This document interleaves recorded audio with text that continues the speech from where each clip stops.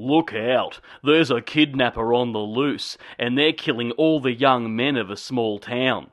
No, it's not a third-wave femo activist, it's a mask-wearing creepo. However, he's unaware that his latest victim is accepting reverse charge calls from the afterlife, and all together they're forming a plan to escape. Make sure you up, and don't ignore the call on the black phone. Hello there, you loose units, and welcome back to another episode of Spicy Boy Reviews. I'm, of course, your host, Andrew Iles. That's right, the latest Blumhouse horror/thriller here, directed by Scott Derrickson, who's known for directing a couple of films in the genre of The Exorcism of Emily Rose, Sinister, and Doctor Strange, just to name a few. This movie is based in a small town in the 70s, and oh boy does it look like that era. Most films that are period pieces, especially 80s films, look like a primary coloured nightmare, or 70s films, for instance, that look like they're in the Anchorman universe. But clearly the filmmakers just looked at a photo from the 70s and went, yeah, let's do that. We meet our protagonist here by the name of Finney and his little sister by the name of Gwen.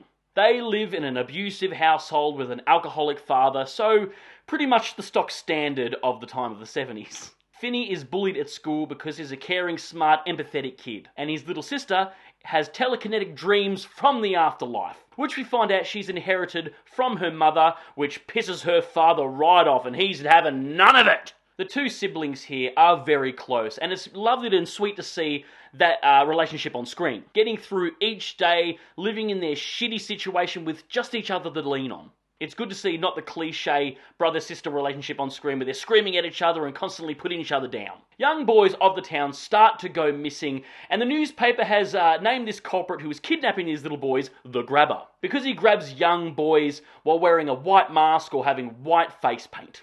I don't know where they came up with that character, but well done. Unfortunately, Finney is, I think he's the sixth victim of this, and he's thrown into the creepiest looking, obvious child abduction van in existence. I'm surprised it didn't say free candy on the side of it. A little on the nose, don't you think? Finney is thrown into the Grabber's basement, which looks icky and yucky. The Grabber here is played insanely creepy by Ethan Hawke, who, of course, taunts the shit out of Finney.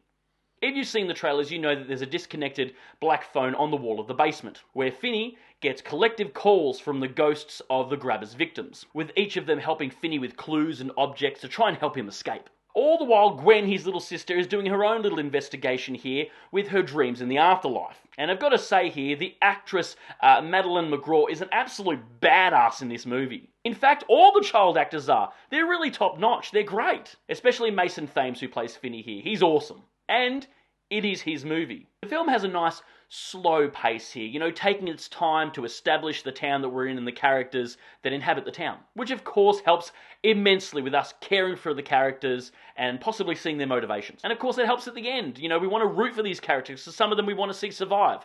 Some of them. The film doesn't shy away from the grittiness and uncomfortable situations, showing a slice of life in a small town from the 70s. It's a tough existence and time, and not everyone was a nice person. It's not cookie cutter by any stretch of the imagination, and it doesn't shy away from the fact that there are horrible people in the world. Not just the Grabber, the bad guy in this film, but even the kids at school. Ethan Hawke is incredible in this movie. He really commits to the creepiness. And that's the thing, I want to see more of Ethan Hawke, because he was sort of like a child star, and he rose up the ranks and then sort of disappeared for a little while, and I hope this is his comeback. I also loved that they drained the music underneath the scenes between the Grabber and Finney. It just drove home the sort of ickiness and uncomfortable feeling, because the acting was so good and creepy that the film wanted you to marinate on that.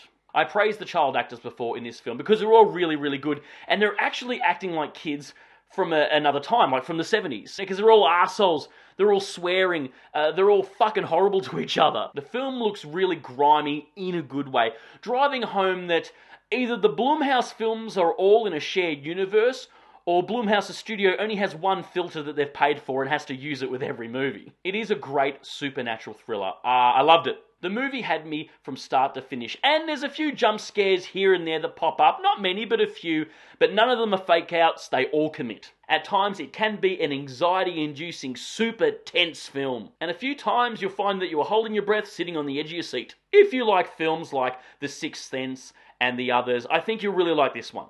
Yeah, guys, that's my review of The Black Phone. This was an advertisement juggernaut. I saw it advertised everywhere for months leading up to it.